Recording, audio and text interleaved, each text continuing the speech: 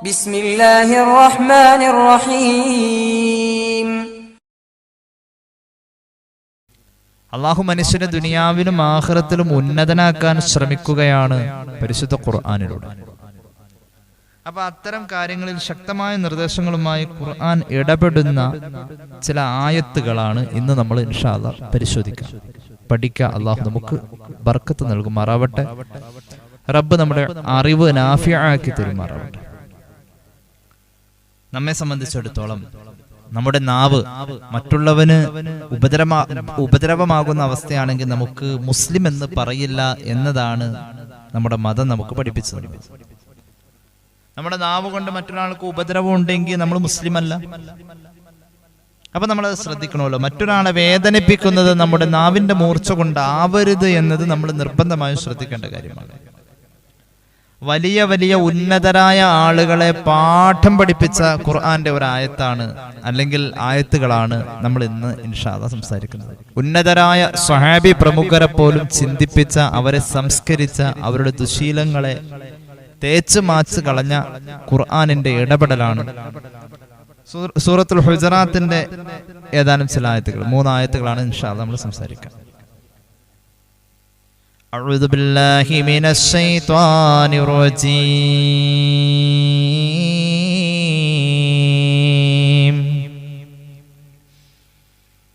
بسم الله الرحمن الرحيم. إنما المؤمنون إخوة فأصلحوا بين أخويكم واتقوا الله لعلكم ترحمون. മുഅ്മിനീങ്ങളെല്ലാവരും ഒരു ഉമ്മ പെറ്റ മക്കളെ പോലെ ഉദരബന്ധമുള്ളവരാണ് എന്ന് ഖുർആൻ. അതുകൊണ്ട് മുഅ്മിനീങ്ങളുടെ ഇടയിൽ ഛിദ്രതയും ശിഥിലതയും അവർക്കിടയിൽ കുത്തിത്തിരിപ്പും ഉണ്ടാവല്ലേ. അത് ഉണ്ടാവാതെ നിങ്ങൾ ശ്രദ്ധിക്കണം, നിങ്ങൾ മസ്ലഹത്ത് നടത്തണമെന്ന് ഖുർആൻ അള്ളാഹു തൗഫീഖ് ചെയ്യട്ടെ.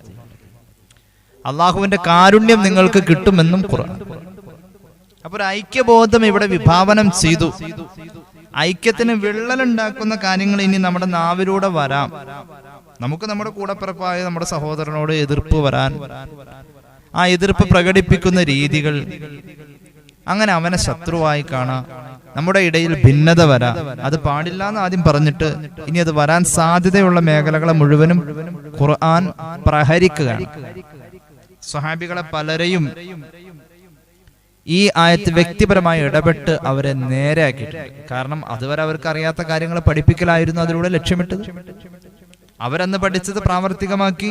നമുക്കത് പ്രാവർത്തികമാക്കാനും പഠിക്കാനും നമ്മുടെ മുന്നിൽ ഇന്നും ഖുർആനുണ്ട്. കാലികമായി ഓരോ മനുഷ്യനോടും സംസ്കരണത്തിന്റെ മാർഗത്തിൽ ഇടപെടുന്ന ഖുർആനിന്റെ ഈ അതുല്യമായ ആ മുഅ്ജിസത്ത് സ്വഭാവമാണ് ഖുർആൻ വായിക്കുക നമുക്ക് ഇതിൽ നിന്നൊക്കെ മനസ്സിലാക്കാൻ കഴിയുന്നത്.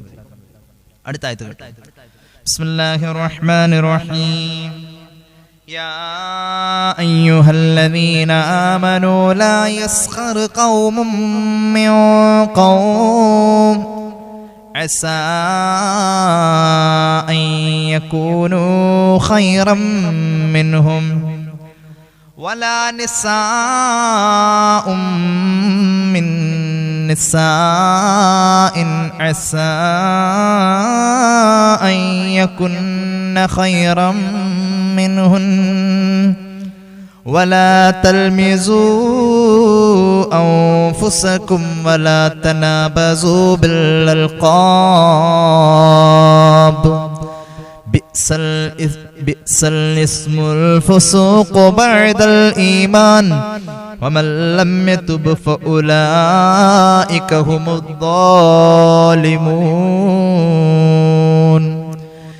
يا أيها الذين آمنوا اجتنبوا كثيرا من الظن إن بعض الظن ولا تجسسوا ولا يغتب بعضكم بعضا أيحب أحدكم أن يأكل لحم أخيه ميتا فكرهتموه واتقوا الله إن الله تواب رحيم. يا أيها الناس إن إنا خلقناكم من ذكر وأنثى وجعلناكم شعوبا وقبائل لتعارفوا إن أكرمكم عند الله أتقاكم إن الله عليم خبير. സൂറത്തുൽ ഹുജറാത്തിന്റെ 10, 11, 12, 13 ആയത്തുകളാണ് നമ്മൾ പറയുന്നത്. ഈ ആയത്തുകൾ അല്ലാഹു നമ്മുടെ ജീവിതത്തിൽ ഏറ്റവും വലിയ വെളിച്ചമാക്കി തരട്ടെ. വലിയൊരു നിർദ്ദേശമാണ് ഖുർആൻ ഇതിലൂടെ വെക്കുന്നത്. സത്യവിശ്വാസികളെ സ്നേഹത്തോടുകൂടെ അല്ലാഹു വിളിക്കാണ്. എത്ര വാത്സല്യത്തോടുകൂടെ അല്ലാഹു വിളിക്കുന്നു. ആയത്ത് തുടങ്ങുന്നത് സ്നേഹത്തോടെയും ആയത്ത് അവസാനിക്കുന്നത് ഒരു പ്രകോപനത്തിന്റെ ഭാഷയോടുകൂടെയുമാണ്. യാ അയ്യുഹല്ലദീന ആമനൂ, സ്നേഹത്തിന്റെ ചാരത്ത് നിർത്തിയിട്ട് അണച്ചു പിടിച്ചിട്ടുള്ള ഒരു വിളിയാണിത്. സത്യവിശ്വാസികളെ, മോമിനീങ്ങളെ. ആയത്ത് അവസാനിക്കുന്നത് ഹുമുദ്ദാലിമൂൻ, അക്രമികൾ എന്ന് പ്രയോഗിച്ചിട്ടാണ്. അപ്പൊ അല്ലാഹു അവന്റെ ഇഷ്ടദാസന്മാരെ പ്രഹരിക്കാണ്. ഈ ആയത്ത് പലരുടെയും വ്യക്തി ജീവിതത്തിൽ വല്ലാത്ത കണ്ണുനീരിന്റെ കഥ പറഞ്ഞതാണ്. സത്യവിശ്വാസികളെ, ലാ യസ്ഖർ ഖൗമും മിൻ ഖൗം, ഒരു ജനതയും മറ്റൊരു ജനതയെ കളിയാക്കല്ലേ എന്ന് ഖുർആൻ. ആരും ആരെയും കളിയാക്കല്ലേ. ഈ പരിഹാസ്യത്തിന് ഞങ്ങളെയൊക്കെ ചെറുപ്പത്തിലെ ഭയപ്പെടുത്തി നിർത്തിയ ഒരു തത്വമുണ്ട് പരിഹാസത്തിന്റെ വിഷയത്തിൽ.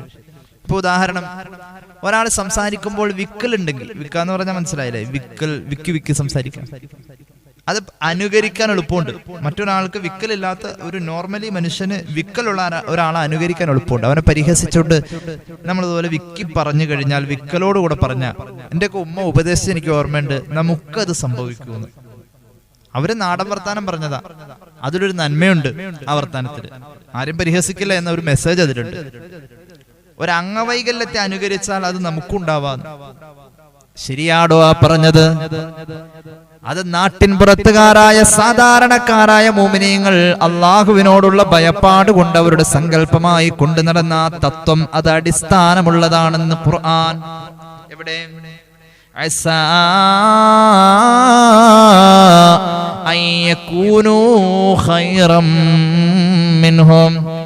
പിന്നീട് കളിയാക്കപ്പെട്ടവൻ കളിയാക്കിയവനേക്കാളും നന്നായി വന്നേക്കാമെന്ന് ഖുർആൻ. കളിയാക്കിയവൻ ആരെയാണോ കളിയാക്കിയത് അവരെക്കാളും പിൽക്കാലത്ത് മോശമായേക്കാം എന്ന് ഖുർആൻ. അവനേക്കാളും വലിയ വിക്കനാവും നീ, അവനേക്കാളും വലിയ ഞൊണ്ടുകാലനാവും നീ. കറുത്തവനെ എന്ന് വിളിച്ചടെ കറുമ്പാന്ന് വിളിച്ചു, ഇടി കറുമ്പി എന്ന് വിളിച്ചു അല്ലെ. കറുത്തു പോയാനെ കളിയാക്കണില്ല. എടെ തടിയാന്ന് വിളിച്ചു അല്ലെ, പൊണ്ണത്തടി. അതൊരു സ്തുതിച്ചു പറയലല്ലോ എന്തായാലും. എന്നാ അതിലും വലിയ പൊണ്ണത്തടി നിനക്ക് വരാനുണ്ട്, അതിലും വലിയ കറുപ്പ്. ഇനി എന്ത് കറുക്കാനാ?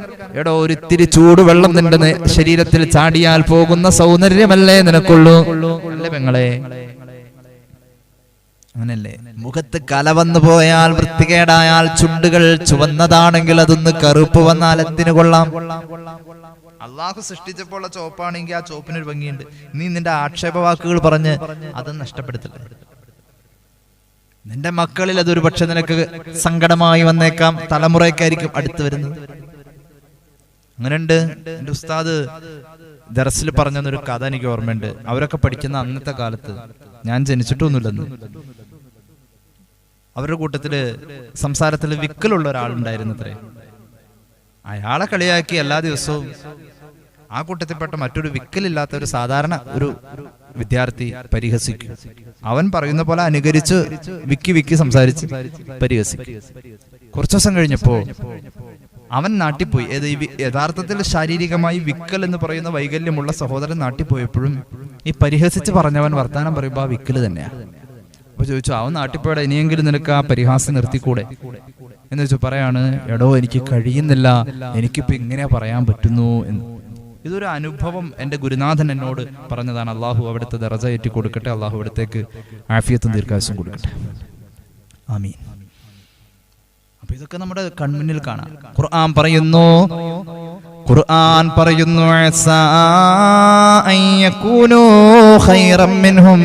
ആരെയാണോ നമ്മൾ കളിയാക്കുന്നത് അവരെക്കാളും നമ്മൾ മോശമായേക്കാം. വലാ നിസാഉം മിൻ നിസാ, പെണ്ണുങ്ങളും പെണ്ണുങ്ങളെ കളിയാക്കല്ലേ. ഇതെല്ലാരിലും ഉണ്ട്. അതുകൊണ്ട് പെണ്ണുങ്ങളെ പ്രത്യേകം എടുത്ത് പറഞ്ഞത്. കളിയാക്ക എന്നത് ഒരു രസാണല്ലോ, മറ്റുള്ളവരെ സഭയിലിട്ട് കളിയാക്ക, അതൊരു തമാശയാണത്രേ. അത് തമാശ, പരിഹസിക്കാൻ പാടില്ലെന്ന ഖുർആൻ പറഞ്ഞത്. അപ്പൊ ഞാൻ പറയട്ടെ, രാഷ്ട്രീയ വഴക്കുകൾ നമ്മൾ വേദിയിൽ തീർക്കാറുണ്ട്, ഫേസ്ബുക്കിൽ കളിയാക്കാറുണ്ട്, വാട്സാപ്പൊക്കെ അതിന് തന്നെ ഉപയോഗിക്കുന്ന ആളുകളുണ്ട്. ട്രോളന്മാരെന്ന് പറയും. ട്രോൾ ചെയ്യാ, അത് നന്മയൊന്നും അല്ല കേട്ടോ. ട്രോളന്മാരെന്ന് പറഞ്ഞാൽ നല്ല പണി ചെയ്യുന്നവരല്ല, പരിഹസിക്കുന്നതല്ലേ. ഖുർആൻ നിരുത്സാഹപ്പെടുത്തിയതല്ലേ ട്രോൾ ചെയ്യാ എന്നത് പാപമാണെന്ന് ഖുർആൻ. അത് ആണിനെ ചെയ്യല്ലേ, പെണ്ണിനെ ചെയ്യല്ലേ, സംഘം സംഘത്തോട് ചെയ്യല്ലേ, മതത്തോട് ചെയ്യല്ലേ, സംഘടനയോട് ചെയ്യല്ലേ എന്ന് ഖുർആൻ. ഒരു സംഘം മറ്റൊരു സംഘത്തെ ചെയ്യല്ലേ. അങ്ങനെയാണ് ഈ ആയത്തിന്റെ അവതരണ പശ്ചാത്തലത്തിലേക്ക് ചില സംഭവങ്ങൾ നമുക്ക് നോക്കാം. ഇമാം അൽ ഹാഫിദ് ഇബ്നുൽ ജൗസി തന്റെ സാദുൽ മസീറിൽ ചില ഉദ്ധരണികൾ കൊടുക്കുന്നത് കാണാം. സ്വഹാബികളിൽ വലിയ മഹാനാണല്ലോ സയ്യിദുനാ സാബിത്ത് ബിൻ ഖൈസ് ഖാസാ റളിയല്ലാഹു അൻഹു. സാബിത്ത് ബിൻ ഖൈസ് തങ്ങളെ കുറിച്ച് റസൂലുള്ളാഹി പറഞ്ഞത്, തഈഷു ബിഖൈരിൻ വതമൂതു ബിഖൈർ, ഖൈറിലായി ജീവിച്ച് ഖൈറലായി മരിക്കുന്ന സ്വർഗത്തിന്റെ അവകാശിയാണ് എന്റെ സാബിത്ത് എന്ന് മുഹമ്മദ് റസൂൽ. അങ്ങനെ പറഞ്ഞു നിർത്തിയ വലിയ മഹാനായ സ്വഹാബിയാണ് സാബിത്ത് ബിൻ ഖൈസ്. സ്വഹാബികൾ പറയാറുണ്ട്, സാബിത്ത് ബിൻ ഖൈസ് ഞങ്ങളുടെ ഇടയിലൂടെ നടന്നു പോകുമ്പോൾ ആ മഹാനെ കാണുമ്പോൾ ഞങ്ങൾ സ്വർഗം കിട്ടിയ ജീവിച്ചിരിക്കുന്ന ഒരു മഹാൻ എന്ന നിലയിൽ ആദരവ് കൊണ്ട് ഞങ്ങൾ വഴിയൊരുക്കി കൊടുക്കുമായിരുന്നു. അത്രയും വലിയ സാബിത്ത് ബിൻ ഖൈസ് എന്ന സ്വഹാബിക്ക് പോലും പ്രഹരം കിട്ടിയ ആയത്താണിത്. Sabit bin Qais bin Shammas റളിയല്ലാഹു അൻഹു ഒരിക്കൽ ഹബീബായ നബിയോട് ചേർന്നിരിക്കാൻ വേണ്ടിയിട്ട് വന്നു. മഹാനവറുകൾക്ക് സ്വാഭാവികമായും ശബ്ദം കൂടുതലാണ്. എന്താ കാരണം? ചെവി ഒരല്പം പതുക്കെയാണ്. അതുകൊണ്ട് അങ്ങനെ ഉണ്ട് നമ്മുടെ കൂട്ടത്തിൽ ചില ആൾക്കാര്. എന്തിനാ വല്ലവരും പറയണേ? നമ്മൾ തന്നെ കുളിക്കുമ്പോ ഒരിത്തിരി വെള്ളം ചെവിയിൽ പോയാ 2 ദിവസത്തേക്ക് അത് ചെവിയിലുണ്ടെങ്കിൽ പിന്നെ നമ്മള് ഭാര്യനെ വിളിക്കുന്ന എഡിയേ എന്നുള്ളതിനൊക്കെ ഇടിനാദത്തിന്റെ ശബ്ദമായിരിക്കും. എഡിയേ അല്ലേ? നമ്മുടെ ചെവി തന്നെ അങ്ങനെ ഒരു പ്രശ്നം വന്നാൽ നമ്മൾ തന്നെ സംസാരിക്കുന്നത് വേണ്ട. എന്തിനപ്പ അങ്ങനെ ചെവിയിൽ വെള്ളമൊന്നും പോണ്ട, ഹെഡ്സെറ്റ് വെച്ചിട്ട് പാട്ട് കേൾക്കില്ല നമ്മള്. അപ്പൊ ഒന്ന് വിളിക്കാണ്, ഭാര്യ ഭർത്താവിനെ വിളിക്ക, ഇക്കാ എന്താന്നേ, അല്ല ആ വിളി കേൾക്കല് തന്നെ. എന്താ വായിന്ന് പോയത്, അതിന്റെ കനം എത്ര, അതിന്റെ വലിപ്പം എത്രയാന്ന് ഈ ചെവിയിൽ കുണാണ്ടർ വെച്ചിരിക്കുന്ന ആൾ അറിയണില്ല. ചെവി പതുക്കെ ആയതുകൊണ്ട് ശബ്ദം കൂടുതലാണ്. സാബിത്ത് ബിൻ ഖൈസ് റളിയല്ലാഹു അൻഹു അല്ലാഹുവിന്റെ ഹബീബിന്റെ സദസ്സിൽ സല്ലല്ലാഹു അലൈഹി വസല്ലം എപ്പോഴും നേരത്തെ വരുന്ന സ്വഹാബിയാണ്. പക്ഷെ അന്ന് വന്നപ്പോൾ ഒരല്പം വൈകിപ്പോയി. സാബിത്ത് ബിൻ ഖൈസ് റളിയല്ലാഹു അൻഹു ഇരുന്നിടത്ത്, സാധാരണ ഇരിക്കുന്നിടത്ത് മറ്റൊരു സ്വഹാബി കയറിയിരിക്കുന്നു. സാബിത്ത് ബിൻ ഖൈസ് റളിയല്ലാഹു അൻഹു ആ സ്വഹാബിയുടെ അടുക്കൽ ചെന്നിട്ട് പറഞ്ഞു, ഇഫ്സഹ്, സഹോദരാ ഒന്ന് മാറിയിരിക്ക്. ആ സഹോദരനോട് പറഞ്ഞു, ഒരല്പം നീങ്ങിയിരിക്ക്. ആ മറ്റേ സ്വഹാബി പറഞ്ഞു, അസ്വബത്ത മജ്ലിസ, അല്ല സാബിത്തെ, നിനക്കൊരു സ്ഥലം കിട്ടിയിട്ടില്ലേ, നീ അവിടെ തന്നെ ഇരുന്നാ പോരെ നിനക്ക്, നീ എന്തിനാ ഇങ്ങോട്ട് കയറി വരുന്നത്? അവിടെ ഇരിക്കും സാബിത്ത്, അവിടെ ഇരിക്കുമോനെ, നീ എന്തിനാ ഇങ്ങോട്ട് കയറുന്നത്? മഹാനായ സാബിത്ത് ബിൻ ഖൈസ് റളിയല്ലാഹു അൻഹു കോപത്തോട് കൂടെ ഇരുന്ന് ദേഷ്യം വന്നു. ദേഷ്യം കടിച്ചു പിടിച്ചിട്ട് അവിടെ ഇരുന്നു. ഞാൻ ഇരിക്കുന്നിടത്ത് കയറി ഇരുന്നിട്ട്, അല്ല ഞാൻ വൈകിയ വന്നതാണ് ചിന്തിച്ച പോരെ. സഹാബികളും മനുഷ്യരല്ലേ. സാബിത്ത് ബിൻ ഖൈസ് റളിയല്ലാഹു അൻഹു ആ മനുഷ്യനെ, അന്ന് നീ അവിടെ ഇരുന്നോ, കുഴപ്പമില്ല, നീ ഇവിടെ വന്നേ, നിന്റെ ചെവി ഒന്ന് കാണിച്ച്, ഞാനൊരു കാര്യം ചോദിക്കട്ടെ, മന്നന്ത, ആരടാ നീ, നീ ആരാ ശരിക്കും? അദ്ദേഹം പറഞ്ഞു, എന്നെ മനസ്സിലായില്ലേ, ഇരിക്കാൻ സ്ഥലം കൊടുക്കാത്ത വൈരാഗ്യമുള്ളിലുണ്ട്. സാബിത്ത് ബിൻ ഖൈസ് സഹാബിയെ വിളിച്ചു, മോനെ അല്ല നീ ആരാ? എന്നെ മനസ്സിലായില്ലേ സാബിത്തെ? അന ഫുലാൻ, ഞാൻ ഇന്ന ആളാണ്. സാബിത്ത് ഇബ്നു ഖൈസ് റളിയല്ലാഹു അൻഹു പറഞ്ഞു, അല്ല നീ നിന്റെ ഇന്ന. സാബിത്ത് ഇബ്നു ഖൈസ് ആ സഹാബിയോട് പറഞ്ഞു, ഞാൻ ഇന്ന ആളാണ്, എന്നെ നിനക്ക് മനസ്സിലായില്ല? ഓ മനസ്സിലായി, പക്ഷെ നീ ആളല്ല. ആ സ്വഹാബിയുടെ ഉമ്മയെ പരിഹസിച്ചു പറയുന്ന ഒരു ഇരട്ട പേരുണ്ട് ജാഹിലിയ കാലഘട്ടത്തിൽ. ആ സ്വഹാബിയെ ഏറെ വേദനിപ്പിക്കുന്ന പേരാണത്. ഉമ്മാനെ കളിയാക്കി വിളിക്കുന്ന ഒരു പേര് ജാഹിലിയത്തിലുണ്ട്. ആ പേര് ചേർത്ത് ആ പാവപ്പെട്ട ഉമ്മയെ കളിയാക്കിയിട്ട് ആ പെണ്ണിന്റെ മോനല്ലടാ നീ എന്ന് സയ്യിദുനാ സാബിത്ത് ഇബ്നു ഖൈസ് റളിയല്ലാഹു അൻഹു فذكر أم له كان يعير بها في الجاهلية. ആ ഉമ്മാന ജാഹിലിയ കാലഘട്ടത്തിലെ കാട്ടറബികൾ പരിഹസിച്ച് വിളിച്ച ഇരട്ട പേര് ഉച്ചരിച്ച ഉമ്മാനെ ഉദ്ധരിച്ചിട്ട് ആ ഉമ്മാടെ മോനല്ലേ നീ എന്ന് പറഞ്ഞ് ഇരിപ്പിടത്തിൽ തനിക്ക് സൗകര്യം ചെയ്തു കൊടുക്കാത്ത സ്വഹാബി അനുചരനെ വേദനിപ്പിച്ചു. സാബിത്ത് ഇബ്നു ഖൈസ് എന്ന ഖോജാ റളിയല്ലാഹു അൻഹു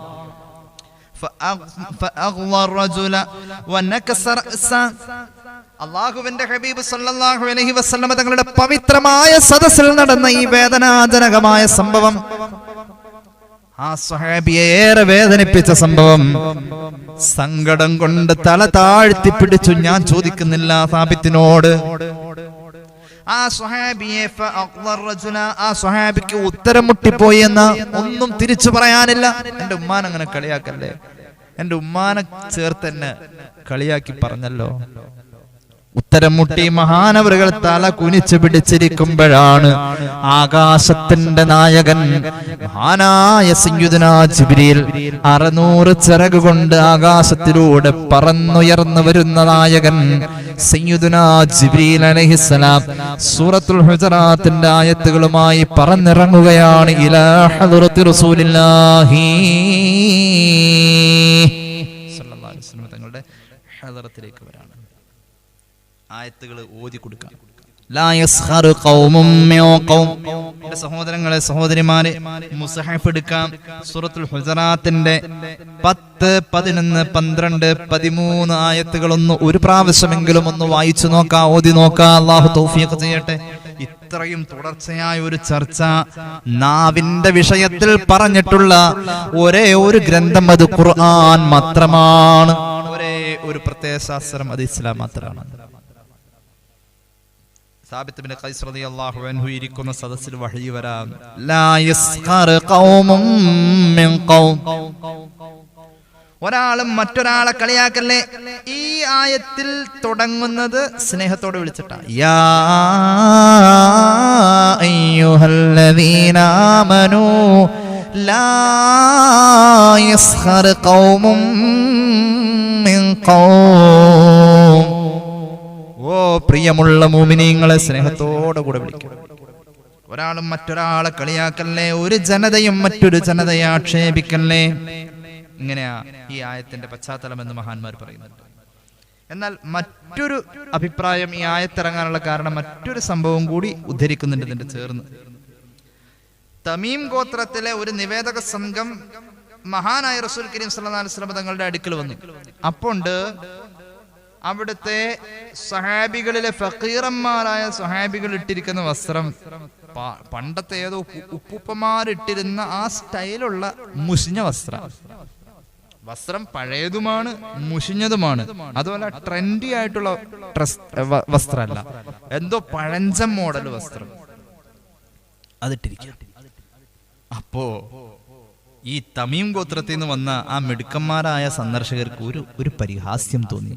അവരിങ്ങനെ വായ കൂട്ടി പിടിച്ചിട്ട് ഒരു ചിരി ഉണ്ടല്ലോ, ഒരു ആക്കിയിട്ടൊരു ചിരി അല്ലേ, ആക്കിയിട്ടൊരു ചിരി. ഭർത്താവ് ഇങ്ങനെ നടന്നു പോകുമ്പോൾ പതുക്കൊന്ന് വീഴാണ്, ഈ ഭാര്യ അവിടെ നിന്ന് കാണണേ ആദ്യം ഒന്ന് ചിരിക്കും, പിന്നെ നിലവിളിക്കുള്ളൂ, പിന്നെ കരച്ചിട്ട് വരുള്ളൂ, ആദ്യം ഒന്ന് ചിരിക്കൂലോ. അത് പൊതുവെ എല്ലാവർക്കും ഉള്ളൊരു സ്വഭാവമാണ്. ഒരു പരിഹാസത്തിന്റെ ഒരു ചിരി ഉണ്ടല്ലോ, ആ ചിരി ഈ നിവേദക സംഘത്തിന്റെ മുഖത്ത് വന്നു. പതുക്കെ പിറുപിറുത്തു. ഈ പാവപ്പെട്ട സ്വഹാബികളെ കുറിച്ച് മോശമായ രീതിയിൽ ഒരല്പം അവർ സംസാരിച്ചു.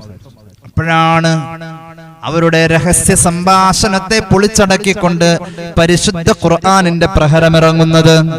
അങ്ങനെയാണ് ഈ ആയത്തിറങ്ങിയെന്നും ഒരു സംഭവമുണ്ട്. ഏതായാലും ഒരു ജനതയും മറ്റൊരു ജനതയെ കളിയാക്കല്ലേ, ഒരാണുങ്ങളും മറ്റൊരാണുങ്ങളെ കളിയാക്കല്ലേ. വലാ നിസാഉം മിൻ നിസാ, ഒരു പെണ്ണും മറ്റൊരു പെണ്ണിനെ കളിയാക്കല്ലേ എന്ന് ഖുർആൻ. ഇത് പെണ്ണുങ്ങളുടെ ഇടയിലുമുണ്ട്, ഇത് പെണ്ണുങ്ങളുടെ ഇടയിലുണ്ട്. അള്ളാഹുവിനറിയാം ഇത് എവിടെയൊക്കെ ഒരു കല്യാണ വീട്ടിലെ പുറകുവശത്ത് ഉള്ളി നന്നാക്കുന്നിടത്ത് എന്ന് കഴിഞ്ഞാൽ പണ്ടൊക്കെയാണ് ഇപ്പൊ കല്യാണ വീട്ടിൽ ഉള്ളി നന്നാക്കാനൊക്കെ എല്ലാവരും കൂടെ അല്ലേ, അങ്ങനെയല്ലേ? അല്ലെങ്കിൽ ഇപ്പൊ എന്താ തൊഴിലുറപ്പിന് പോവാ, ഒരു വിശ്രമം ഉണ്ടല്ലോ, എപ്പോഴും വിശ്രമമാണ്, എന്നാലും ഇടയ്ക്കൊരു വിശ്രമം ഉണ്ടല്ലോ. അന്നേരം ഇങ്ങനെ സ്വറ പറയാൻ വേണ്ടിട്ട് എല്ലാവരും കൂടി ഇരിക്കുന്ന സന്ദർഭം ഉണ്ടല്ലോ. അപ്പൊ ആരെല്ലാം കളിയാക്കും. ഞാനിതൊക്കെ ഇങ്ങനെ വെറുതെ കരുതി കൂട്ടി പറയണെന്നല്ല, അങ്ങനെ ചുമ്മാ പറയാണ്. അതൊരു ഉദാഹരണമായിട്ട് അങ്ങനെയൊക്കെ സങ്കല്പിച്ച് നോക്ക്. പെണ്ണിനെ കളിയാക്കാതിരിക്കില്ല. പെണ്ണുങ്ങൾ തമ്മിൽ പരസ്പരം കൂടി കഴിഞ്ഞിട്ടുണ്ടെങ്കിൽ പൊതുവെ ഒരു രീതി ഗീബത്ത് നമീമത്ത് പറയലായിരിക്കുന്ന, അങ്ങനെ ഞാനല്ല പറയുന്നത്, അങ്ങനെ പറയുന്നു. ആണുങ്ങളാണ് പരസ്പരം കൂടുന്നെങ്കിൽ പൊങ്ങച്ച പറയാൻ. അപ്പോഴും നമ്മുടെ നാവുകളെ, ആണിന്റെയും പെണ്ണിന്റെയും നാവിനെ രണ്ട് റൂട്ടിലാണ് ഇബ്ലീസ് വർക്ക് ചെയ്യിക്കുക. ആണുങ്ങളെ കൊണ്ട് കിബിറും അറിയിപ്പിക്കും, പെണ്ണുങ്ങളെ കൊണ്ട് ഗീബത്തും അറിയിപ്പിക്കും. ഇതാണ് പൊതുവെ ഉണ്ടാവുക. ചിലപ്പോൾ ഇത് അങ്ങോട്ടും ഇങ്ങോട്ടൊക്കെ മാറിപ്പോവും. എന്തായാലും നാവ് വെറുതെ ഇരിക്കലില്ല, കൂടിയിരുന്നു കഴിഞ്ഞാൽ നാവ് ഇങ്ങനെ വളവളാന്ന് പറഞ്ഞോണ്ടിരിക്കും. നാവിനൊരു വിശ്രമമല്ല. കൈ കുറച്ച് കഴിയുമ്പോൾ കൈക്ക് വേദന എടുക്കും, നാവിന് വേദന ഉണ്ടോ? നിങ്ങൾ കൈ കൊണ്ടൊന്ന് വെറുതെ കുറച്ചേരം മാന്തി നോക്കിയേ. നമ്മുടെ വളരെ അത്യാവശ്യമുള്ള ഒരു ആവശ്യം ചൊറിഞ്ഞു കൊടുക്കാം, മാന്തി കൊടുക്കാം. നമുക്ക് വേണ്ടി നമ്മൾ തന്നെ ചെയ്യണം, വേറെ ആരും വരില്ല മാന്ത. അത് കൈ തന്നെ പറ്റുള്ളൂ, മൂക്കുകൊണ്ട് മാന്തി നടക്കൂല. എന്നാലും ഈ മാന്തി കൊണ്ടിരിക്കണ കൈക്ക് തന്നെ പറ്റാതെയാവും. എന്നാൽ ഇതുപോലെയാണ്, ചൊറിയുന്ന പോലെയാണ് നാവ് വെച്ചിട്ടുള്ള വർത്താനം. നാവ് ഇങ്ങനെ വളവളാന്ന് ദൂരം പറഞ്ഞാലും നാവ് വേദനയാണെന്നും പറഞ്ഞ് ആരെങ്കിലും മരുന്ന് മേടിക്കാൻ പോയതായിട്ട് നിങ്ങൾക്ക് അറിവുണ്ടോ? എനിക്കറിവില്ല കേട്ടോ. നാവിന്റെ നടുവിലിരുന്നിട്ടൊരു വേദന, അങ്ങനെ കേട്ടിട്ടുണ്ടോ? ഇത് അവിടെ ഇവിടെ ആലോചിക്കേണ്ടത് നമ്മുടെ കാര്യം പറഞ്ഞത്, എന്റെയും നിങ്ങളുടെയും കാര്യം പറഞ്ഞത്. നമ്മുടെ നാവിന്റെ നടുവിലിരുന്നിട്ട് ഒരു മിന്നല്, ഒരു വേദന. ഇന്നലെ മുതൽ ആ നാവിന്റെ നടുവിലിരുന്ന വേദന എന്താണെന്നറിയില്ല. ഒരുപാട് നടന്നിട്ടാണ് കാലുവേദന എന്ന് പറയും, ഒരുപാട് പണിയെടുത്തിട്ടാണ് നടുവേദന എന്ന് പറയും, ഒരുപാട് നേരം നിന്നിട്ടാണ് തണ്ടല് വേദന എന്ന് പറയും. നാവ് എന്താ, നാവിന് വേദനയല്ല, ഒരു പ്രശ്നമല്ല.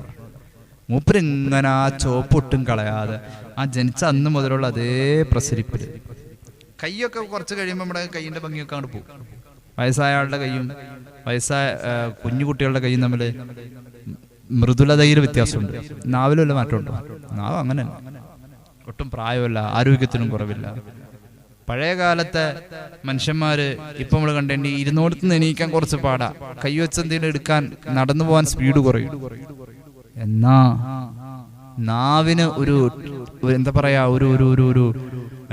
ഒരു ബലക്ഷയം കാണപ്പെടുന്നില്ല. അള്ളാഹു തരാതിരിക്കട്ടെ, അതൊക്കെ സംഭവിക്കാവുന്നതാണ്. എന്ന് പറഞ്ഞാൽ നാവ് എപ്പോഴും അടിപൊളിയായിരിക്കും. ഒരു പെണ്ണും പെണ്ണിനെ കളിയാക്കല്ലേ, ഇത് പറഞ്ഞത് പ്രവാചക കുടുംബത്തിലാ സംഭവിച്ചത്. ഈ ആയത്തിറങ്ങാൻ കാര്യമുണ്ട്. അള്ളാഹുവിന്റെ ഹബീബ് സല്ലല്ലാഹു അലൈഹി വസല്ലമ തങ്ങളുടെ പ്രിയപ്പെട്ട രണ്ട് ഭാര്യമാര്, മഹദിയായ ഉമ്മു സലമ റളിയല്ലാഹു അൻഹാ എന്ന നബി തങ്ങളുടെ മറ്റൊരു മൂന്നാമത്തെ ഭാര്യയെ കളിയാക്കി. രണ്ട് ഭാര്യമാര് കൂടിയിട്ട് വേറെ ഒരു ഭാര്യയെ കളിയാക്കി. ഉമ്മു സലമ റളിയല്ലാഹു അൻഹയെ കളിയാക്കി. ഉമ്മു സലമ റളിയല്ലാഹു അൻഹ പ്രായമുള്ള സ്ത്രീയാണ്, ഹബീബിനേക്കാളും പ്രായമുണ്ട്. ഉമ്മു സലമ റളിയല്ലാഹു അൻഹ ഒരിക്കൽ ഇങ്ങനെ നടന്നു പോകുമ്പോ അവരുടെ മേൽവസ്ത്രത്തെ അര ഉടുപ്പിനോട് അവർ ബന്ധിപ്പിച്ചു, ഇങ്ങനെ കെട്ടിയിട്ടു. മേൽവസ്ത്രത്തെ അര ഉടുപ്പിനോട് ഇങ്ങനെ ബന്ധിപ്പിച്ചു കെട്ടിയിട്ട് കഴിഞ്ഞപ്പോൾ ഒരു തുമ്പ് കെട്ടിയപ്പോൾ മറ്റേ തുമ്പ് പുറകോട്ട് പോയത് വലാ തഅലമു, ഉമ്മു സലമ റളിയല്ലാഹു അൻഹ കണ്ടില്ല. അപ്പൊ പുറകിലൊരു വാല് പോലെ. അങ്ങനെ നമ്മൾ പണിയെടുക്കുമ്പോൾ നമ്മുടെ സ്ത്രീകളെ പല രൂപത്തിൽ, ചിലരിങ്ങനെ തിരുവാതിര കളിക്കണ മാതിരി ഷാള്, ചുരിദാറിന്റെ ഷാള് മാച്ചിന്റെ മോളിക്കട അല്ലെങ്കിൽ അങ്ങനെ കെട്ടിയിട്ട് ഇങ്ങനെ അല്ലേ, ചിലർ തല്ലാൻ പോകുന്ന പോലെ അങ്ങനെ ഉണ്ടല്ലോ, അങ്ങനെ ഒരു കുത്തലൊക്കെ അറവന മുട്ടാര് മുണ്ടെടുക്കണ മാതിരി അങ്ങനെയൊക്കെ ഉണ്ടാവുമല്ലോ. അതെന്തെങ്കിലും ഒരു ആവശ്യം നടത്തുന്ന സമയത്താണ് അങ്ങനെ ഓരോന്ന്. വസ്ത്രമൊന്ന് കയറ്റി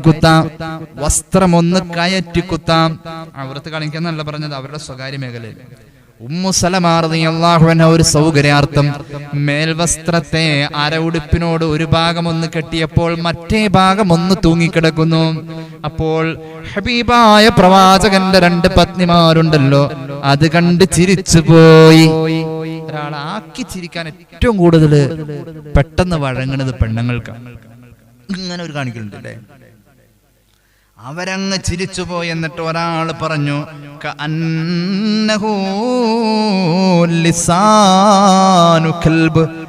പട്ടിയുടെ നാവ് തൂങ്ങിക്കിടക്കുന്ന പോലെയാണല്ലോ ഇപ്പൊ അത്. അങ്ങനെ പറഞ്ഞു പോലോ. എന്താണ് മുസലമ ബീവിയെ, നായയുടെ നാവ് പോലെ ഉണ്ടല്ലോ അതിപ്പോ തൂങ്ങിക്കിടക്കാണല്ലോ എന്ന് പറഞ്ഞു. ഇത് അള്ളാഹു പൊരുത്തപ്പെടാത്ത വർത്തമാനമാണ്. ഇത് റബ്ബ് പൊരുത്തപ്പെടാത്ത വർത്തമാനമാണ്. നമ്മൾ പലരെയും പറയാറുണ്ടല്ലോ, എന്താ മോൻ എന്നിന്റെ തലമുടി പെട്ടി ഓട്ടോറിക്ഷയിൽ വൈക്കോല് കയറ്റി വെച്ച മാതിരി ഇങ്ങനെ അല്ലേ? അതൊരു തമാശക്ക് അവന് സന്തോഷം ഉണ്ടെങ്കിൽ കുഴപ്പമില്ല പറഞ്ഞത്, ഇല്ലെങ്കിൽ അത് റബ്ബിന് പൊരുത്തമല്ല.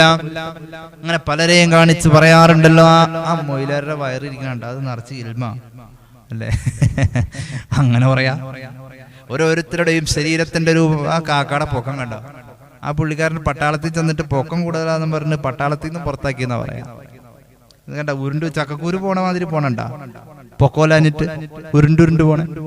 അങ്ങനെ പോലും പറയാൻ പാടില്ല. പരിഹാസം അത് രൂപത്തിലും ഭാവത്തിലും വസ്ത്രത്തിലും അവരുടെ ആകാര സൗഷ്ഠവത്തിലും ഒന്നും പറയാൻ പാടില്ല. അള്ളാഹുവിന് ഇഷ്ടമല്ല. അപ്പോഴാണ് ഈ ആയത്ത് ഇറങ്ങിയതെന്നും പറയുന്നു മുഫസ്സിരീങ്ങൾ. സാദുൽ മസീർ തന്നെ ഇത് രേഖപ്പെടുത്തുന്നു. അപ്പോഴാണ് പരിശുദ്ധമായ വഹി ഇറങ്ങിയത്. വലാ നിസാഉം മിൻ നിസാഇൻ അസാ അൻ യകുന്ന ഖൈറൻ മിൻഹുൻ. കളിയാക്കുന്നവൻ കളിയാക്കപ്പെടുന്നവനേക്കാളും മോശമായേക്കാം നാളെ. കളിയാക്കപ്പെടുന്നവനേക്കാളും കളിയാക്കുന്നവൻ മോശമായേക്കാം ഭാവിയിൽ എന്നാണ് ഈ ആയത്ത് പറഞ്ഞത്. മഹ്ദിയായ സഫിയ റളിയല്ലാഹു അൻഹ ഹബീബായ പ്രവാചകന്റെ പ്രിയ പത്നിയാണല്ലോ. മഹദി അവരുടെ കുടുംബ പരമ്പരയുടെ പിന്നാമ്പുറത്തേക്കും പോയാൽ ജൂത സമുദായത്തിൽ നിന്നും മുസ്ലിമായ കുടുംബമാണ് മഹദി അവരുടെ. അപ്പോഴാണ് ചിലര് മഹദി അവരെ ചില പെണ്ണുങ്ങൾ കളിയാക്കി,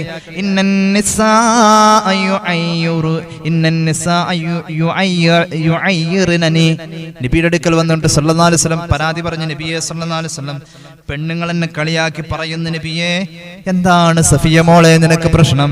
അള്ളാഹുവിന്റെ ഹബീബ് ചോദിച്ചു, നിന്നെ എന്ത് പറഞ്ഞിട്ടാ അവര് പരിഹസിക്കാം?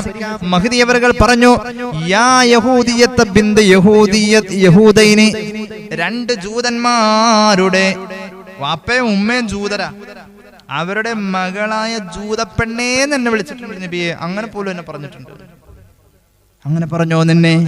വാ, വിഷമിക്കണ്ട മോളെ, സമാധാനിച്ചോ. റസൂലുള്ളാഹിക്ക് സമാധാനം കൊടുക്കാനല്ലേ കഴിയോ? സമാധാനത്തിന്റെ തണൽ മരമല്ലേ. പെരുത്തു നൂറ്റാണ്ടുകൾക്കിടയ്ക്കലൊരിക്കലീ മരുപ്പറമ്പാമുലകത്തിൽ ഈശ്വരൻ നടുന്നു വൃക്ഷത്തെ തണിക്കു പാന്തരായി വരുന്നവർക്കുത്തമ വിശ്രമത്തിനായി. മുഹമ്മദുൻ സയ്യിദുൽ കൗനൈനി വസ്സഖലൈനി വൽ ഫരീഖൈനി മിൻ عرب ومن عجمي مولاي صل وسلم دائما أبدا على حبيبك خير الخلق كلهم. സമാധാനിച്ചോ പൊന്നേ. അല്ല ഖുൽതി, ഇനി അവര് നിന്നെ അങ്ങനെ പറഞ്ഞ് കളിയാക്കിയാൽ, ജൂത കുടുംബത്തിലെ പെൺകുട്ടിയാണെന്ന് പറഞ്ഞ് കളിയാക്കി കഴിഞ്ഞാൽ നിനക്ക് പറയാം, ജൂതന്മാര് മോശമല്ല. ജൂതന്മാരുടെ പൂർവ്വ പിതാക്കൾ മൂസാ നബിയും ഹാറൂൻ നബിയുമാണല്ലോ. അവരോട് നീ ഇനി പറയേണ്ടത്, അവർ കളിയാക്കിയാൽ ഇനി നീ പറയണം, എന്റെ പിതാവ് ഇന്ന അബീ ഹാറൂൻ, എന്റെ വാപ്പ ഹാറൂൻ നബിയാണെന്ന് പറഞ്ഞോ. വഇന്ന അമ്മി, എന്റെ വാപ്പാടെ സഹോദരൻ മൂസാ നബിയാണെന്ന് പറഞ്ഞോ. വഇന്ന സൗജി, എന്റെ ഭർത്താവ് മുഹമ്മദുർ റസൂൽ സല്ലല്ലാഹു അലൈഹി വസല്ലമ തങ്ങളാണെന്ന് പറഞ്ഞു. ജൂത കുടുംബത്തിലെ പെണ്ണെ എന്ന് വിളിക്കുന്നവർക്ക് നീ ഇത് പറയണം എന്ന് പറഞ്ഞ് മറുപടി പോലും പറഞ്ഞുകൊടുത്ത് സമാധാനിപ്പിച്ചുകൊണ്ടിരിക്കുമ്പോഴാണ് സൂറത്തുൽ ഹുജറാത്തിന്റെ ഈ ആയത്തുകൾ ഇറങ്ങിയതെന്ന് മുഫസ്സിരീങ്ങൾ പറയുന്നു. വലാ നിസാഉം മിൻ നിസാ, പെണ്ണിനെയും കളിയാക്കാൻ പാടില്ല. വലാ നിസാഉം, വലാ നിസാഉം മിൻ നിസാഇൻ, ഒരു പെണ്ണും ഒരു പെണ്ണിനെയും കളിയാക്കാൻ പാടില്ല. അസാ യകുന്ന ഖൈറൻ മിൻഹുന്ന, കളിയാക്കപ്പെടുന്നവരെക്കാളും കളിയാക്കുന്നവൻ മോശമായേക്കാം. അങ്ങനെയാ പറഞ്ഞത്. ഇനി കേട്ടോ ബാക്കി ആയത്ത് കേട്ടോ. വലാ തൽമിസൂ അൻഫുസകും, നിങ്ങളുടെ കൂടെയുള്ളവർ നിങ്ങൾ കുത്തുവാക്ക് പറയല്ലേ. കുത്തുവാക്ക് പറയുന്നവർക്ക് വൈലെന്ന നരക. വൈലുൽ ലികുല്ലി ഹുമസത്തിൽ ലുമസ, അല്ലാഹു കാത്തിരക്ഷിക്കട്ടെ. കുത്തുവാക്ക് പറയല്ലേ.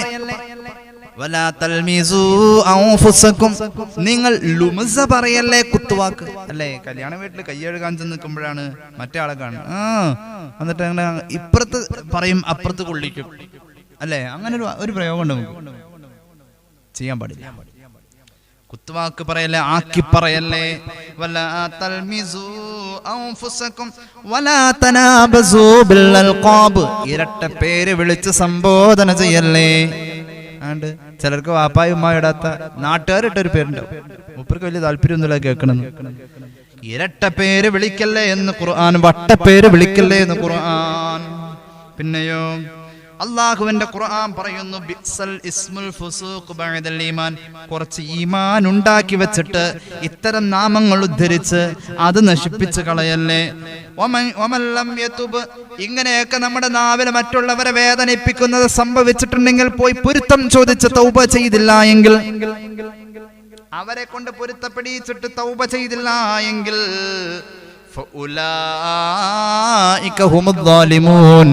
സ്വന്തം ശരീരത്തെ നരകത്തിലേക്ക് വലിച്ചെറിയാനുള്ള കാരണം സൃഷ്ടിച്ച അക്രമികളാണ് നിങ്ങൾ മുഅ്മിനീങ്ങളെ എന്ന് പരിശുദ്ധ ഖുർആൻ. സ്നേഹത്തോടെ തുടങ്ങി ശകാരത്തിൽ അവസാനിക്കുന്ന ആയത്ത്. യാ അയ്യുഹല്ലദീന ആമനൂ എന്ന് സ്നേഹത്തോടെ മുഅ്മിനീങ്ങളെ വിളിച്ചിട്ട് ആയത്ത് അവസാനിക്കുന്നത് ശകാരത്തിന്റെ ഗൗരവത്തിന്റെ. ഇനി പിന്നെയും അല്ലാഹു സമാധാനത്തോടെയും സന്തോഷത്തോടെയും സ്നേഹത്തോടെയും വിളിക്കുന്നു. എന്നിട്ട് അല്ലാഹു സന്തോഷത്തോടെ കൂടെ തന്നെ അവസാനിപ്പിക്കുന്നു. അടുത്ത ആയത്ത്, യാ അയ്യുഹല്ലദീന ആമനൂ ഇജ്തനിബൂ കസീറൻ മിനദ്ദന്നി ഇന്ന ബഅദദ്ദന്നി. അല്ലാഹു പറയുന്നു, ഓ സത്യവിശ്വാസികളെ, നിങ്ങൾ ചില മോശമായ ഭാവനകൾ അവസാനിപ്പിക്കണം. അങ്ങനെയുണ്ട്, കണക്കൂട്ടിയിട്ട് പറയും. ഒരു പണിയില്ലാതെ, ഒരു പണിയും തുറയില്ലാതെ ഇങ്ങനെ കലങ്കിന്റെ മുകളിലിരിപ്പുണ്ടാവും, അല്ലെങ്കിൽ കടത്തിന്റെ ഇരിപ്പുണ്ടാവും. അപ്പോഴായിരിക്കും ഒരാൾ അതിലങ്ങോട്ട് പോയത്. അവനങ്ങോട്ട് പോയപ്പോ ഇങ്ങനെ ഒരു നോട്ടമുണ്ട്, പിന്നെ കാണാനുള്ള എങ്ങോട്ടാവും പോയത്. അതാ ആ വീട്ടിലേക്ക് പോയതാ. അവിടെ ആണുങ്ങളാരും ഇല്ലല്ലോ. ഇല്ല, ഞാൻ പറഞ്ഞില്ല അവിടുത്തെ പെണ്ണ് ശരിയല്ലാതെ അല്ലേ, അവനറിയില്ല. അങ്ങനെ കണക്കൂട്ടിയിട്ടൊരു പറച്ചിലുണ്ട്. ആ പെണ്ണിനെ പറ്റി മോശം മുഅ്മിനീങ്ങളെ പറ്റി നിങ്ങൾ നല്ലതേ വിചാരിക്കാവൂ എന്ന് മുഹമ്മദ് റസൂൽ സല്ലല്ലാഹു അലൈഹി വസല്ലം ഹദീസിന്റെ കിതാബിൽ കാണാം. ഈസാ നബി അലൈഹിസ്സലാം ഒരു മനുഷ്യൻ ഇങ്ങനെ കളവ് നടത്തണ കണ്ടുകൊണ്ടിരിക്കുക. അവൻ അത് കുത്തി തുറന്ന് എടുത്തുകൊണ്ട് പോകും. ഈസാ നബി ചോദിച്ചു, അല്ല സഹോദര, താങ്കൾ മോഷണം നടത്തല്ലേ ചെയ്യുന്നത്? അല്ല നബിയെ, അവിടെ ഇരുന്ന സാധനം അയാൾ അറിയാതെ ഞാൻ എടുത്തുകൊണ്ട് പോണു. ഞാൻ അത് എടുത്തതല്ലേ ഉള്ളൂ, മോഷണമല്ല. അപ്പൊ എന്റെ കണ്ണിന് തെറ്റുപറ്റിയതാ, മോഷണല്ലേ. അയാളെ പറ്റി പോലും നല്ലതേ വിചാരിച്ചിട്ടുള്ളൂ. സയ്യിദുനാ ഈസാ അലൈഹിസ്സലാത്തു വസ്സലാമിന്റെ ജീവിതം നമുക്ക് ഹദീസിൽ കാണുന്നത് ഇങ്ങനെയാണ്. ഖുർആൻ പറയുന്നു, നിങ്ങൾ മറ്റൊരാളെ കുറിച്ച് മോശം വിചാരിക്കല്ലേ. കഴിഞ്ഞ ക്ലാസ്സിൽ നമ്മൾ പറഞ്ഞു, ലുഖ്മാനുൽ ഹകീം തന്റെ മകന് കൊടുത്ത ഉപദേശം, ഇന്നൽ ഖുലൂബ മസാരിഉ ഫസ്റഉ ഫീഹാ തയ്യിബൽ കലാം, മനസ്സിന്റെ അകത്ത് മോശമായ വിചാരം കൊണ്ടുവരല്ലേ, ഒരാളെ കുറിച്ച് മോശം വിചാരിക്കല്ലേ. കാരണം എന്താണെന്നറിയോ, പലരെയും കുറിച്ച് നമ്മൾ പലതും സങ്കല്പിക്കുമ്പോൾ പലതും പാപത്തിലേക്കാണ് പോകുന്നതെന്ന് ഖുർആൻ. എന്തിനാ ആവശ്യമില്ലാത്ത അവരെ കുറിച്ച് വിചാരിക്കുന്നത്? വിചാരിക്കാൻ പോലും പാടില്ല എന്നാ പറഞ്ഞത്, സംസാരിക്കാൻ പാടില്ല എന്നല്ല പറഞ്ഞത്. മറ്റുള്ളവരെ പറ്റി മോശമായത് പറയല്ലേ എന്നല്ല, മോശമായത് ചിന്തിക്കല്ലേ എന്ന് പറഞ്ഞു ഖുർആൻ. നമ്മൾ എത്ര ചിന്തിക്കേണ്ട കാര്യം അത്. മറ്റു പലരെയും കുറിച്ച് മോശമായത് നിങ്ങൾ ചിന്തിക്കല്ലേ, പറയല്ലേ. വലാ തജസ്സസു, ഒളിഞ്ഞു നിന്ന് കേൾക്കല്ലേ. എങ്ങനെയുണ്ട്? ലൈറ്റ് അണച്ചു, മകനും മരുമകളും കിടക്കുന്ന റൂമിൽ നിന്നും കുശു കുശു എന്നൊരു സൗണ്ട് കേൾക്കാം രാത്രി. ഉണ്ട്. അപ്പുറത്തെ റൂമിൽ കിടക്കുന്ന ഉമ്മ വാപ്പാട്ട പറയണ, മനുഷ്യ ആ ഫാനൊന്ന് ഓഫ് ചെയ്തേ, അവളെന്തോ പറഞ്ഞു കൊടുക്കുന്നുണ്ട്. കുശു കുശു എന്ന് പറഞ്ഞത് കേട്ടു. ഉമ്മ എന്തൊക്കെയോ കേട്ടു. ജിന്നുകൾ ആകാശത്തുനിന്ന് മലക്കുകൾ പറയുന്നത് കട്ട് കേൾക്കുന്ന പോലെ, ഇബ്ലീസ് കട്ട് കേട്ട പോലെ ഇപ്പുറത്തുനിന്ന് ഉമ്മ കേട്ടു. നേരം വെളുത്തപ്പോ ബദർ തുടങ്ങി.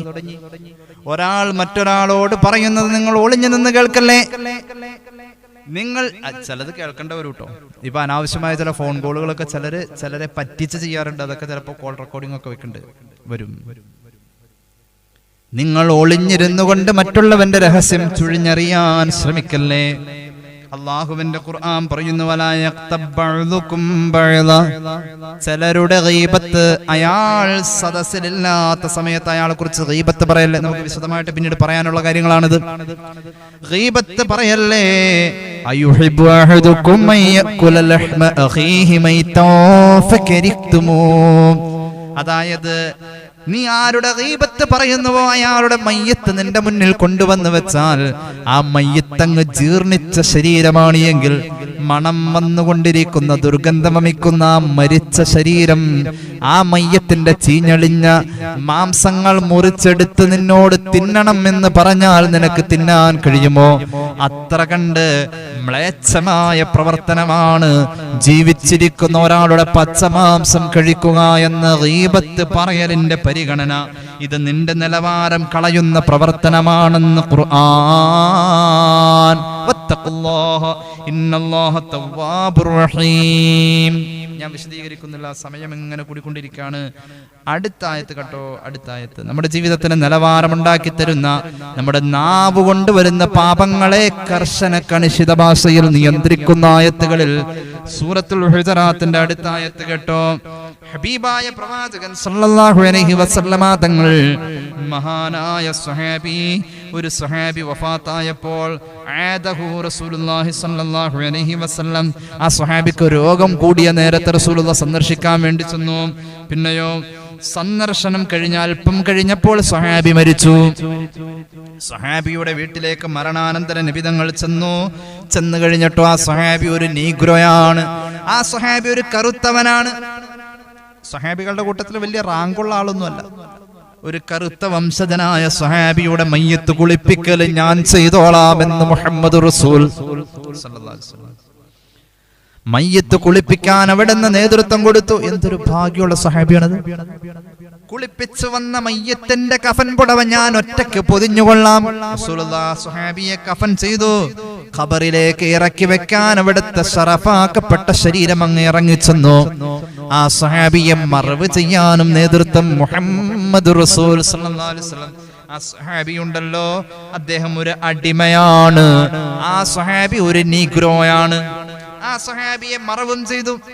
എന്തിനാണ് ഈ സമൂഹത്തിൽ ആരും ആദരിക്കാത്ത ഒരു അടിമയ്ക്ക് വേണ്ടി, അതും ഒരു കറുത്തവർഗക്കാരന് വേണ്ടിയിട്ട് മുഹമ്മദ് റസൂൽ സല്ലല്ലാഹു അലാ മുഹമ്മദ് സല്ലല്ലാഹു അലൈഹി വസല്ലം ഇങ്ങനെ ഇത്ര കണ്ട് പ്രാധാന്യം കൊടുക്കുന്നതെന്ന സ്വഹാബത്തിന്റെ ഇടയിൽ തന്നെ ഒരു മുറുമുറുപ്പ് വന്നു. മനുഷ്യന്മാരല്ലേ, മറുപടി റസൂലുള്ളാഹി പറയാൻ റസൂലുള്ളാഹി ഇവർ പറയുന്നത് കേട്ടിട്ടില്ല.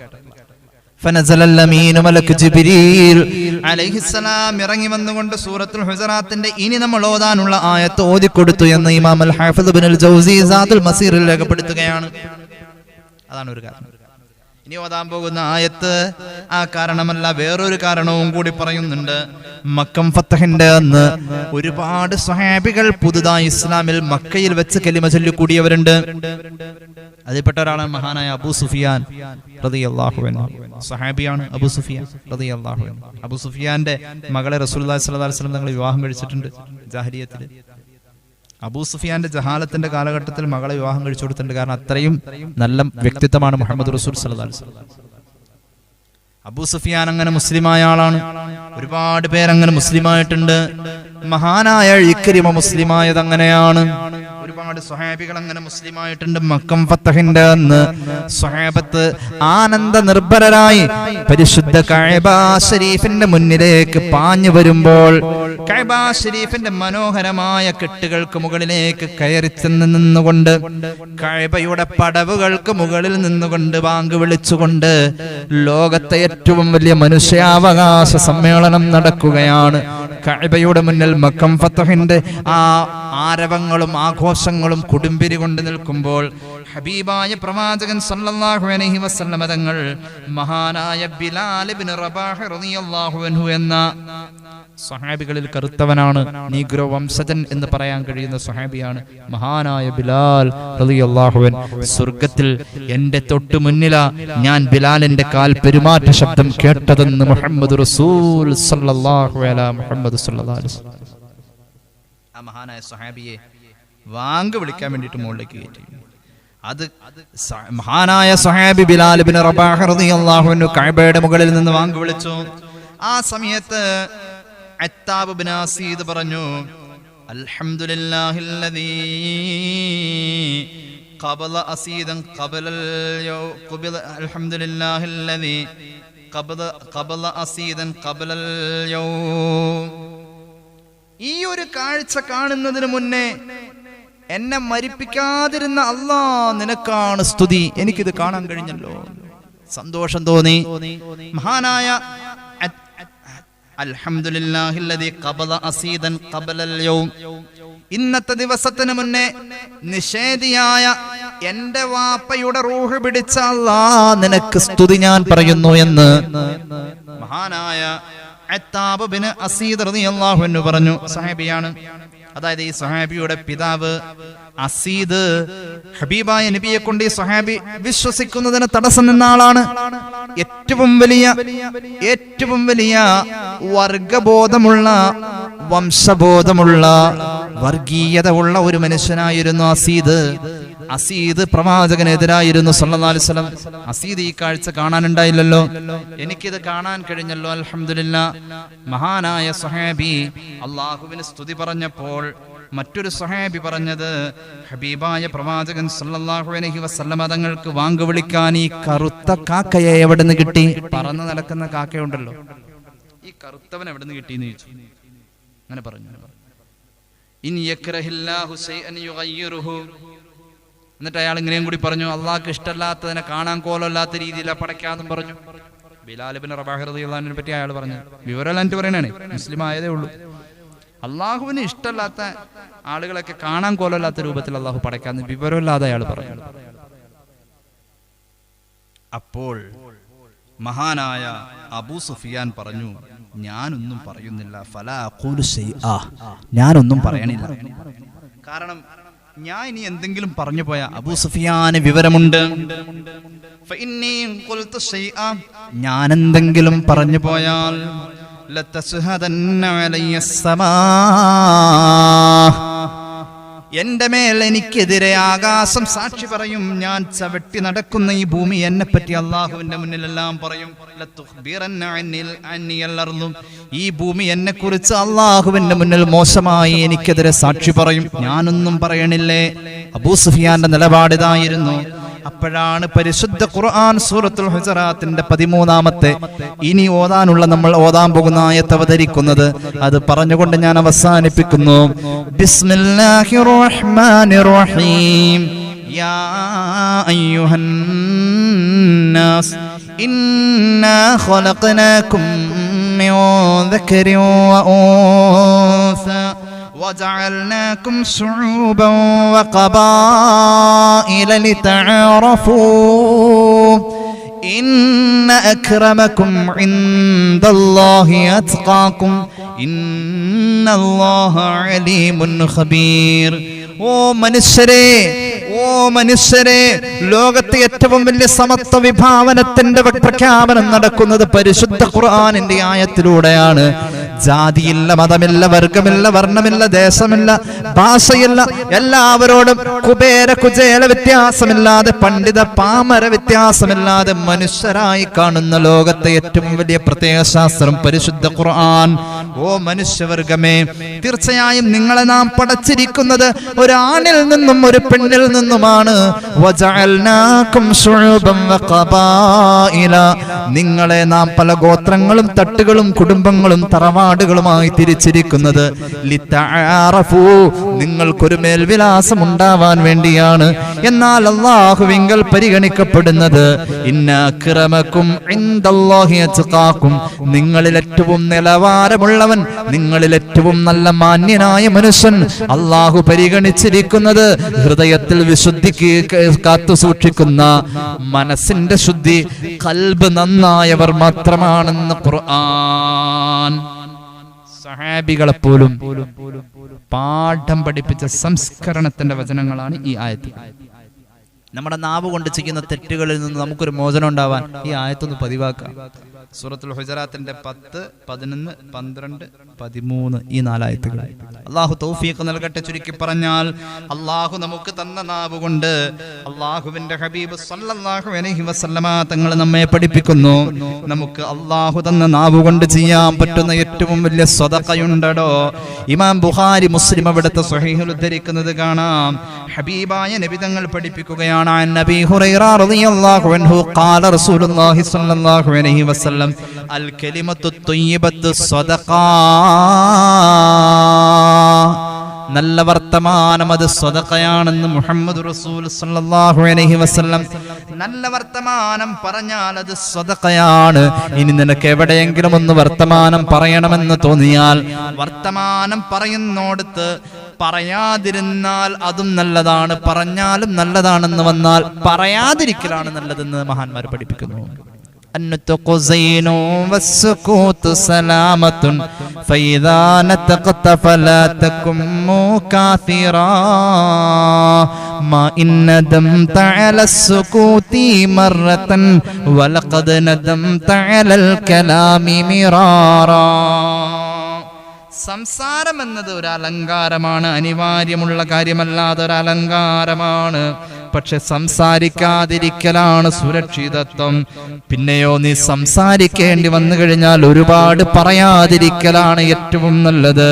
പിന്നെയോ മാ ഇന്നദം തഅലസ്സുകൂതി മറത്തൻ, വല്ലോടത്തും നല്ല 2 വർത്താനം ഞാൻ പറയേണ്ടതായിരുന്നു പക്ഷെ പറഞ്ഞില്ല എന്നുള്ളൊരു നിരാശ നിനക്കുണ്ടെങ്കിൽ ആ പറയാതിരുന്നത് തന്നെയാണ് നിനക്ക് നല്ലത്. 1000 വട്ടം നീ അതേക്കുറിച്ച് നല്ലതാണെന്ന് പിൽക്കാലത്ത് ചിന്തിച്ചു പോകുമെന്ന് മഹാന്മാര് പറയുന്നു. പിന്നെ ചില മനുഷ്യന്മാർ ബളബളാന്ന് ഇങ്ങനെ വർത്താനം പറഞ്ഞുകൊണ്ടിരിക്കും. ഒരു കഥയല്ല, കവായിതല്ല. അള്ളാഹു അങ്ങനത്തെ ഒരു സ്വഭാവം നമുക്കുണ്ട്. നമ്മളെ നന്നാക്കട്ടെ. ഞാൻ മനസ്സിലാക്കുന്ന എനിക്കതുണ്ടെന്ന്, നിങ്ങൾ മനസ്സിലാക്കണം നിങ്ങൾക്കതുണ്ടെന്ന്. അപ്പോഴാണ് നമ്മുടെ സംസാരത്തിൽ നമുക്കൊരു നിയന്ത്രണം ഉണ്ടാവും. ഇദാ തമ്മഖുൽ മർഇ ഖല്ലാ കലാമുഹു وأيقن بمحق منه إن كان مكثرا. പരിശുദ്ധമായ തസവ്വുഫിന്റെ ഗ്രന്ഥങ്ങൾ രേഖപ്പെടുത്തുന്നു, ഒരാളുടെ ബുദ്ധി പൂർണ്ണമാണ് എങ്കിൽ അയാളുടെ സംസാരത്തിൽ നിയന്ത്രണമുണ്ടാകും. കുറഞ്ഞതേ അയാൾ സംസാരിക്കൂ എന്ന് മഹാന്മാർ പഠിപ്പിക്കുകയാണ്. അള്ളാഹു നമുക്ക് തൗഫീഖ് ചെയ്ത് അനുഗ്രഹിക്കുമാറാവട്ടെ.